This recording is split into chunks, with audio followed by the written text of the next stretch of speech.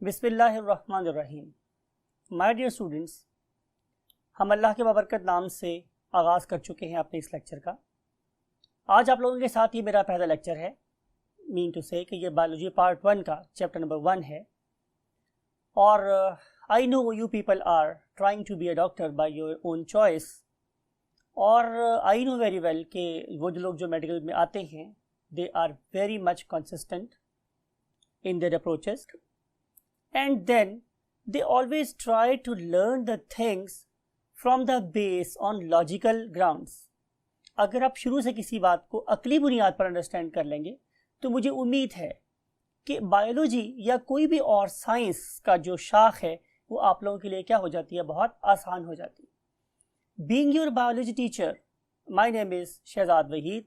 ये शहजाद वहीद की जिम्मेदारी है कि वो आप लोगों को कोई बात नहीं बल्कि हर एक बात किसी लॉजिकल ग्राउंड के ऊपर बताए, सो दैट कि आपका कॉन्सेप्ट इंप्रूव हो और बायोलॉजी आप लोगों को ज़िंदगी के इर्द गिर्द घूमती हुई नज़र आए। आप कुछ भी खाएं, आप कुछ भी पिए, कुछ भी ऑब्जर्व करें, तो आपके इल्म से, आपके गुफ्तार से, आपकी स्पीच नजर आना चाहिए कि you are student of medical sciences, right. आ तुझको बताऊं मैं तकदीर उमम क्या है, शमशीर व सना अव्वल ताऊस व रुबाब आखिर। अगर मैं इस मुश्किल से शेर को एक सिंपल इंग्लिश में कन्वर्ट करना चाहूँ तो मतलब होगा फर्स्ट डिजर्व देन डिज़ायर। आप मोटिवेशन शो करेंगे, आप इखलास शो करेंगे अपनी लर्निंग में, अपनी अंडरस्टैंडिंग में, अपनी राइटिंग में, अपने पेपर अटेम्प्ट करने के स्टाइल में, तो दुनिया की कोई ताकत आपको अपनी मंजिल हासिल करने से नहीं रोक सकती। सो बी मोटिवेटेड। अगर आपके मार्क्स कोई थोड़े से कम भी आए हैं ग्रेड 9-10 में, तो it was past. Future, very bright future is ahead of you. You must be very much motivated, you must be committed. Never quit your dreams. अपने ख्वाब को कभी मत छोड़ें। If you are sticking to your own goals, if you are setting your own goals, आप अपनी मंजिल का तय खुद करने वाले हैं तो रास्ते खुद ब खुद निकल आते हैं, right students. So with this introductory you can say lecture, introductory advices, now I want to start the very first chapter of biology, and name of that very chapter is what? Introduction. So without wasting a single moment, let's move to the whiteboard. Yes my dear future doctors, मैं आप लोगों से मुखातिब हूँ, क्योंकि अगर आप biology पढ़ना स्टार्ट करने वाले हैं तो यू नो वेरी वेल कि हमारी फाइनल डेस्टिनेशन, हमारी आखिरी मंजिल, हमारी आखिरी ख्वाहिश, हमारी आखिरी तमन्ना या आरजू क्या है कि हम एक डॉक्टर बन जाए। तो इसीलिए मैं कोशिश करूँगा कि जब भी मैं आप लोगों से एड्रेस करूँ, मैं ये मोटिवेशन आपके अंदर हमेशा डालता रहूँ, ये लफ्ज़ कह के कि yes my future doctors, right my dear doctors. अब हम स्टार्ट करने वाले हैं व्हाट? इंट्रोडक्शन। अब मेरी हैबिट क्या रहेगी इस पूरे आप लोगों के साथ जो हमारा सफ़र है इस कैमरे की आंख के थ्रू, वो ये कि मैं आप लोगों के लिए एक फ्लैश कार्ड तैयार करूं जिसमें मैं आप लोगों के स्टूडेंट्स, सोल आप लोगों के क्या लिखूं? लर्निंग ऑब्जेक्टिव्स, यानी कि आपको क्या क्या आना चाहिए। और हमारी ये भी ख्वाहिश होगी इस प्लेटफॉर्म के ऊपर हम आप लोगों से बहुत टू दी पॉइंट लेकिन कॉन्सेप्चुअल बातें करें, वो वाली बातें जो ज़िंदगी में आप लोगों के लिए मुख्तलिफ मकाम पे मशअल राह बन के आपको गाइड कर रही हूँ। और शायद आप कभी जब दुआ पढ़े, नमाज पढ़े, तो आपके हाथ हमारे लिए भी ज़रूर दुआ करने के लिए उठे, राइट। तो सबसे पहली बात स्टूडेंट ये है कि इस फ्लैश कार्ड को अगर आपके माइंड में इस सीक्वेंस में आपने रख दिया है तो आप इसे कॉन्सेप्ट मैप भी कह सकते हो। यानी कि ये चीज़ें अगर आपके माइंड में हैं, ये फ्लो आपके माइंड में, ये सिर्फ ये वाला अगर एक छोटा सा पीस ऑफ वाइट बोर्ड भी आपके माइंड में होगा तो आप लोग बहुत कुछ अंडरस्टैंड कर सकेंगे कि इस चैप्टर में आप लोगों ने या इस लेक्चर में आप लोगों ने क्या क्या सीखना है। So take it as a blessing. ये एक एफर्ट आप लोगों के लिए गई है, इससे आप बिल्कुल गौर से, तवज्जो से इसको देखेंगे तो ये वाले की पॉइंट्स, ये हाईलाइट्स, ये एक एक नंबरों की कहकशां हो सकती है आप लोगों के लिए अगर आप लोग इसको गौर से देखेंगे। So my students, we want to start with the definition of biology. So we want to write what? Definition of biology. अब ग्रेड 9 में डेफिनेटली आप लोग ये वर्ड पढ़ के आए हैं कि biology is a compound word.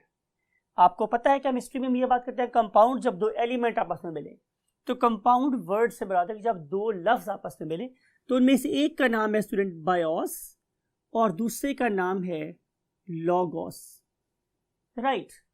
अब बायोस का मतलब होता है you know very well life और अबाउट लाइफ, एंड लॉगोस का मतलब क्या होता है टू स्टडी, यानी कि ये मेरे पास बायोलॉजी की ये साइंस की वो वाली शाख है कि जिसमें हम लोग क्या स्टडी कर रहे होते हैं, लाइफ। मैं अज़राए फन मजाक के तौर पर यह बात करता हूं कि हम वो लोग हैं जो जिंदगी से प्यार करने वाले हैं। हम वो लोग नहीं हैं जो एटम बम बनाएं लोगों के ऊपर गिराएं या केमिकल बॉम्ब बनाएं और लोगों के ऊपर गिराएं और उससे जिंदगी खत्म हो जाए। हम तो उस पर्टिकुलर सांप को भी इकोसिस्टम में से खत्म नहीं करना चाहते जो हमें डस के हमें मार सकता है। हमें ये बात पता है कि अगर हम उस स्नेक को भी पॉजिटिवली यूज करें तो हम उससे भी कई इंसानों की जान बचा सकते हैं, राइट माय डियर स्टूडेंट्स। तो हम वो लोग हैं जो जिंदगी से प्यार करते हैं। We study what the life, we study various forms of life, we want to pay tribute. हम तो सल्यूट करना चाहते हैं, सलाम करना चाहते हैं हर उस टाइनी से टाइनी क्रिएचर को जो इस इकोसिस्टम में अपना किरदार अदा कर रहा है। मुझे एक शेर भी याद आ रहा है कि हर चीज से है तेरी कारीगरी टपकती, ये कारखाना तूने कब रायगा बनाया। यानी कि आप अल्लाह रब्बुल इज्जत की एक छोटी से छोटी चीज को देखें, जिसे हम वायरस कह रहे हैं, बैक्टीरिया कह रहे हैं, उस पर्टिकुलर चीज का भी मेरे इकोसिस्टम में एक रोल है। It is not useless, every tiny creature is contributing a lot in the existence of this ecosystem, right? तो हम वो लोग हैं जो किससे प्यार करते हैं स्टूडेंट्स, बायोलॉजी से, मींस लाइफ से। अब अगले पैराग्राफ में जैसे मैंने पहले आपसे प्रॉमिस किया कि हम कोशिश करेंगे कि हम बुक के साथ स्टक रहें, तो अगले पैराग्राफ में आप लोगों से कहा गया कि अगर हम लाइफ को स्टडी करने वाले लोग हैं तो क्या हम लाइफ के बारे में हर सवाल का जवाब दे सकते हैं। तो answer is no. For example, हम बहुत से मजहबी बातों का या थियोलॉजिस्ट्स का जवाब नहीं दे सकते। मिसाल के तौर पे जी जिंदगी बताने की लॉजिक क्या है, why, what is the reason और why there is life, it is a logical question for a biologist, right. हम इसका जवाब हरगिज नहीं दे सकते। इसलिए मैंने उसको यहाँ पे कैसे लिखा है माय डियर स्टूडेंट्स, मैंने लिखा है IRQs, यानी कि ये बीइंग बायोलॉजिस्ट ये मेरे लिए एक IRQ है, मींस इररेलेवेंट क्वेश्चन, राइट। इस इररेलेवेंट क्वेश्चन के अलावा और भी बहुत से सवाल किए जा सकते हैं। मिसाल के तौर पे जिंदगी कैसे वजूद में आई, जिंदगी जमीन पे वजूद में आई या जमीन के अलावा कहीं और वजूद में आई। चलें मान लेते हैं जिंदगी जमीन पे वजूद में नहीं आई, तो फिर जहां ये वजूद में आई थी वहां कैसे वजूद में आई थी। तो ये वो ऐसे क्वेश्चन है जिन्हें हम लोग बीइंग बायोलॉजिस्ट एड्रेस नहीं करना चाहते। शायद हमारे ये फिलोसफर और थियोलॉजिस्ट और हमारे जो रिलीजन से कंसर्निंग लोग हैं उनके क्वेश्चंस। लेकिन ये बात हमें याद रखिएगा स्टूडेंट्स, मैं आपसे कहना ये चाह रहा हूं कि आप अपनी हर साइंटिफिक प्रॉब्लम का आंसर अपने कुरान में ढूंढे, आपको मिल जाएगा। लेकिन ऐसा जरूरी नहीं है कि हर वो बात जो कुरान में लिखी है आपकी अकल उस काबिल है कि आप उसे इवेलुएट कर सकें, राइट माय डियर स्टूडेंट्स। सो हम इन इररिलेवेंट क्वेश्चंस के अंदर नहीं जा रहे।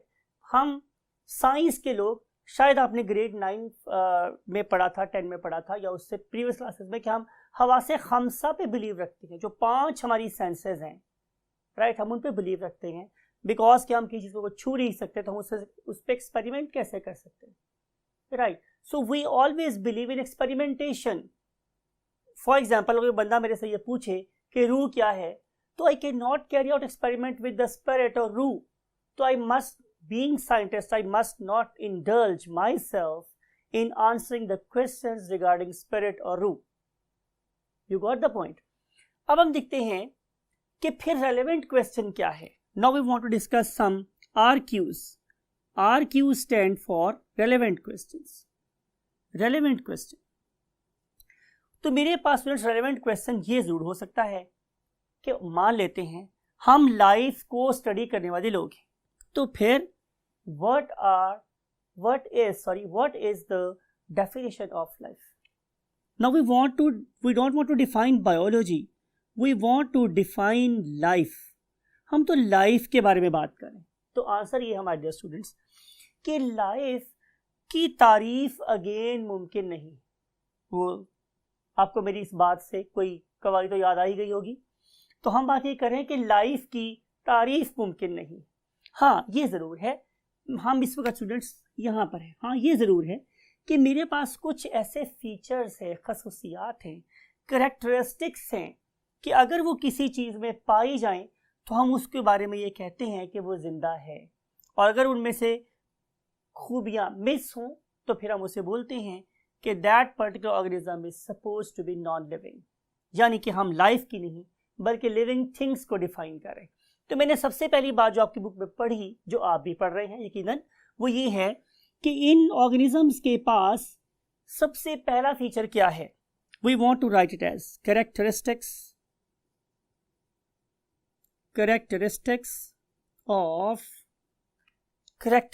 Of life. तो मुझे क्या नजर आया सबसे पहले माय डियर स्टूडेंट्स, वो ये है कि ये वाले ऑर्गेनिज्म, ये वाली चीजें जिन्हें हम जिंदा कहना चाह रहे हैं, वो चाहे बहुत सिंपल हों या वो मेरे पास बहुत कॉम्प्लेक्स हों, चाहे वो मेरे पास स्टूडेंट्स क्या है बहुत सिंपल या वो मेरे पास क्या है बहुत ज्यादा कॉम्प्लेक्स, चाहे वो मेरे पास यूनिसेलुलर है, मतलब ये कि वो एक सेल पे मुश्तमिल हैं, या वो मल्टी सेलुलर हैं, या वो डिफरेंट नंबर ऑफ सेल्स पे कंसिस्ट कर रही हैं। लेकिन इन सब में एक खूबी जरूर है कि they have got a genetic programme. क्या मतलब हुआ, उस पर्टिकुलर सेल ने या ऑर्गेनिज्म ने अपने नंबर ऑफ सेल्स को कैसे इंक्रीज करना है। जब आप दुनिया में आए थे तो शायद आप इतने से होंगे, और अब आप लोगों के कद इस एज में at the stage of FSc शायद अपने पेरेंट्स के बराबर हो गए होंगे या होने वाले होंगे। आप लोगों के कद में जो इजाफा था, इट इज बेसिकली ग्रोथ।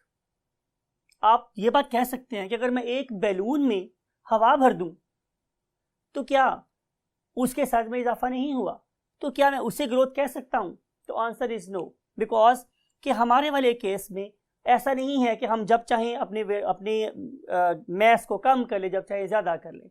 हमारी जो ग्रोथ है, जो हमारा increase in size, it is persistent, it is not something like balloon कि हवा हमारी निकल गया, राइट स्टूडेंट्स।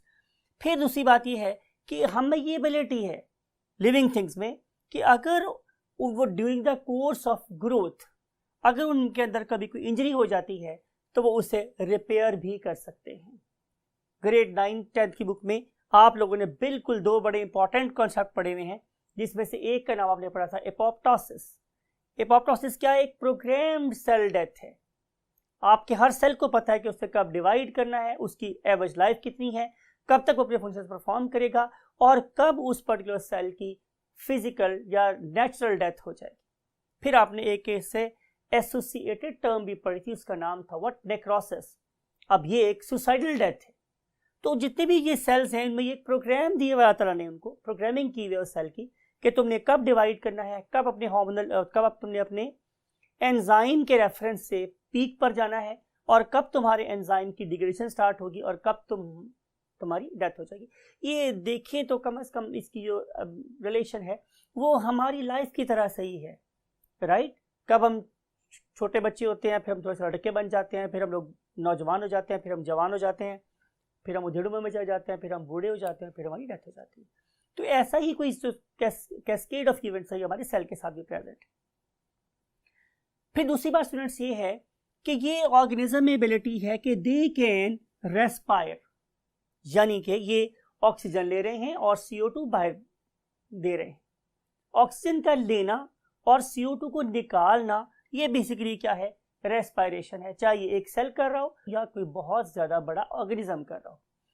फिर उसके अलावा स्टूडेंट्स ये है कि हमारी जो बॉडी है ये स्टैटिक नहीं है, it is constantly absorbing the substances from the surrounding, carrying out some activity over in the terms of chemical reaction, right? और फिर उसके बाद इन केमिकल रिएक्शंस के रिजल्ट में जो एक वर्ड जनरेट करते हैं हम लोग, उसे हम बोलते हैं what? Metabolism. Metabolism means sum of overall reactions taking place inside the cell और इनसाइड द होल बॉडी. फिर यू नो वेरी वेल कि मेटाबॉलिज्म दो टाइप का हो सकता है. One of them is called as constructive metabolism.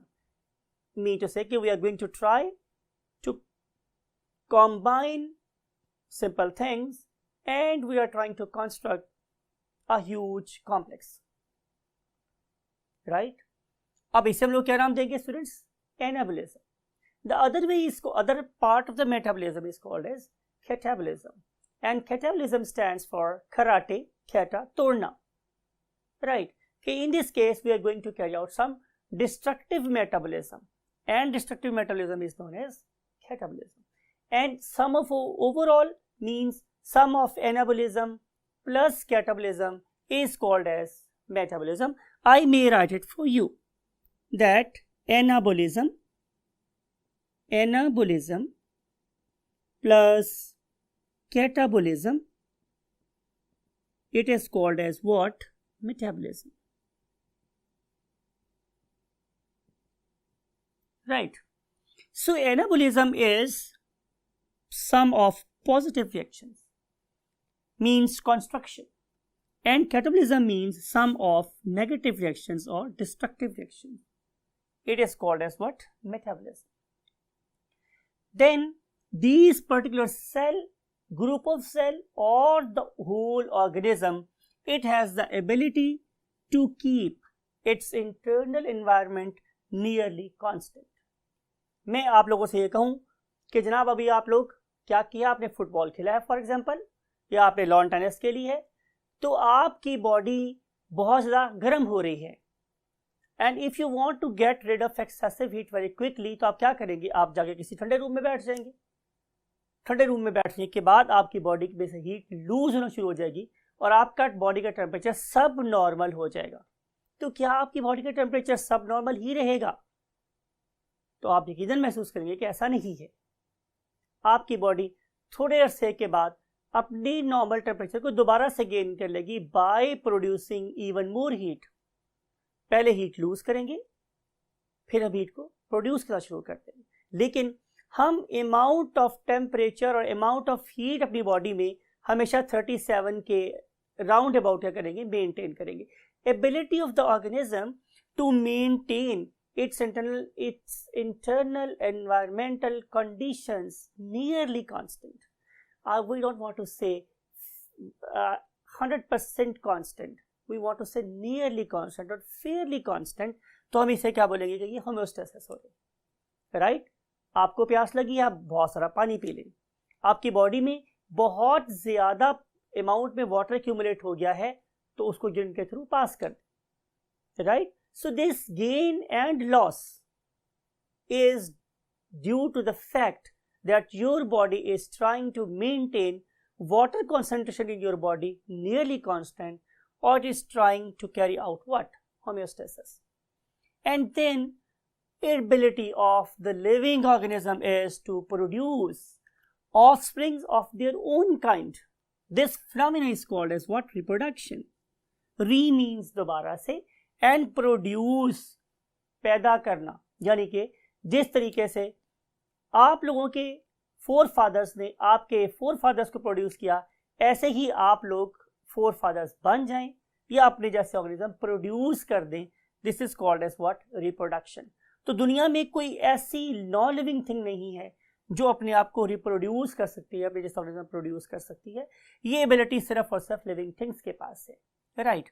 And then irritability. मिसाल के तौर पे आप ने देखा कि एक पहाड़ है और पहाड़ के ऊपर फॉर एग्जांपल एक ईगल बैठा हुआ है या एक दरख्त है, उसके ऊपर एक स्पैरो बैठी हुई है फॉर एग्जांपल, और आप भाग के इसकी तरफ जाते हैं, तो स्टूडेंट्स क्या होता है? कि दरख्त या पहाड़ उड़ जाता है और जो स्पैरो और ईगल है वो वहीं बैठे रहते हैं? एम आई राइट? या मैं गलत कह रहा हूँ? यकीनन मैं गलत कह रहा हूँ स्टूडेंट्स, कि जब मैं भागकर उसके पास गया तो जो बर्ड्स है वो वहां से उड़ गए और जो ट्री और माउंटेन है वो वहीं पे रह गया। रीजन क्या थी?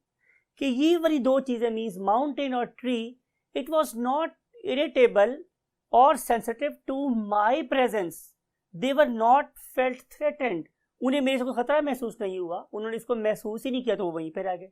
लेकिन जो भी मेरे पास स्टूडेंट्स क्या था, बर्ड था फॉर एग्जाम्पल, वो वहां से उड़ गया बिकॉज कि that was sensitive to my presence, right? This phenomenon is called as what? Irritability. हम इसे उर्दू में हसासियत पढ़ के आए, राइट? तो ये वो कुछ फीचर हैं कि अगर एक ही चीज के अंदर प्रेजेंट होंगे तो हम बोलेंगे कि ये ऑर्गेनिज्म जिंदा है।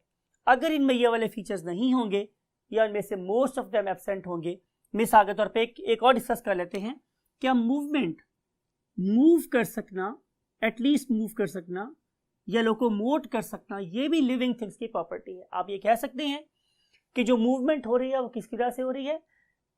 हमारी अपनी विल की वजह से हो रही है। आपकी जो व्हीकल्स हैं वो भी मूव कर रहे होते हैं, लेकिन they can not do it at their own.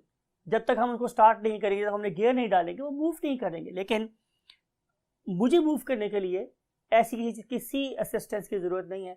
I can move at my own will, right? तो ये वो बातें हैं कि अगर किसी ऑर्गेनिज्म में होंगी तो हम उसे जिंदा कंसिडर करेंगे, और अगर ये बातें ना हुई तो हम कंसिडर करेंगे कि वो नॉन लिविंग है, उसके अंदर जिंदगी मौजूद नहीं है। अब हम पढ़ रहे हैं स्टूडेंट्स, नेक्स्ट पॉइंट की तरफ मूव कर रहे हैं, और उस नेक्स्ट टॉपिक का नाम है students what? Branches of biology. आप लोगों की बुक में हम मूव कर गए next part of the board पे। आप लोगों की बुक में इसको सिंपल एक पैराग्राफ की फॉर्म में लिखा गया है, लेकिन चूंकि my dear students I believe in concept, I believe in concept, I am trying to lay the foundation of your learning. मैं तो ये चाह रहा हूं कि आज से ही आप बातों को बड़े गौर से सीखना शुरू करें, आपकी मोटिवेशन पूरे 2 सालों में कभी कम ना हो, और आपका जो कॉन्सेप्ट है वो बहुत बेहतर। तो उसके लिए हम कोशिश करेंगे कि हम आप लोगों की बुक की तरह सिर्फ इन ब्रांचेस का नाम ना लिखें, बल्कि उनको हम थोड़ा बहुत साथ साथ एक्सप्लेन भी करें। फॉर एग्जाम्पल, जो पहला नाम आपकी बुक पे लिखा हुआ है, that is called as ecology. अब इकोलॉजी क्या है? ये किसी भी पॉइंट पर, पॉइंट से मुराद है हमारी जमीन की सतह पे, जमीन के अंदर या जमीन से ऊपर, किसी भी पॉइंट पर दो किस्म के लोगों का आपस में इंटरेक्शन है। नंबर 1, लिविंग थिंग का लिविंग थिंग के साथ। मिसाल के तौर पे मेरा रिलेशन मेरे भाई के साथ, मेरे फादर के साथ, मेरी मदर के साथ, मेरे किसी दोस्त के साथ, या अगर मैं अपने घर की बात कर रहा हूं तो मुमकिन है मेरे घर में कोई पेट एनिमल हो, मेरा रिलेशन उसके साथ। मैं इस दुनिया में रहते हुए लिविंग ऑर्गेनिजम्स के साथ इंटरेक्ट कर रहा हूं, ये इंटरेक्शन बहुत जरूरी है। For example, I can not pass a normal life without some very beautiful clothes, right? I can not pass a very good life without the assistance of a cobbler, जैसे हम लोग जूता बनाने वाला कहते हैं, राइट? मुझे मेरी इंटरडिपेंडेंस है दूसरे प्रोफेशंस के ऊपर, मेरी शख्सियत में उनका भी एक रोल है। आई can not have beautiful hairs without a barber, उसकी भी मेरी जिंदगी में एक इंपॉर्टेंस। लेकिन सर आप बात को गौर से सुनिए स्टूडेंट्स, क्या मेरे लिए सिर्फ लिविंग थिंग्स ही इंपॉर्टेंट है? तो again answer is no.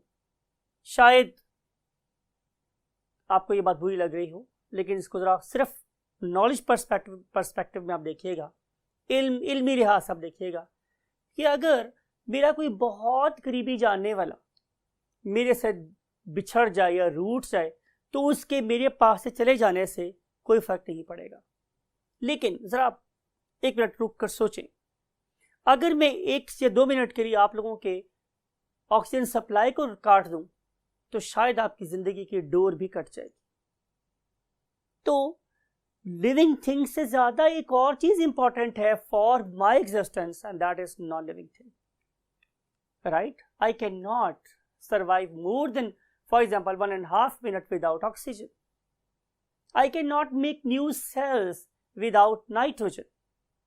I cannot make new proteins without nitrogen. So, हम इस इकोलॉजी को किसी एक छोटी से ट्रायंगल से समझते हैं. Look at this. It is living organism number 1 and it is living organism number 2. Right? Both of them are interacting with each other. But simultaneously, they are also interacting with non-living things.